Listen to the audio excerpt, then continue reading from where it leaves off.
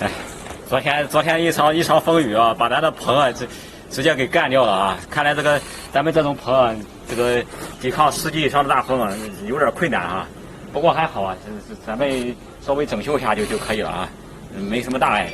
只不过当时就不把那个棚顶啊是那平移了，后来当时没做进一步加固，没想到有那么大的风。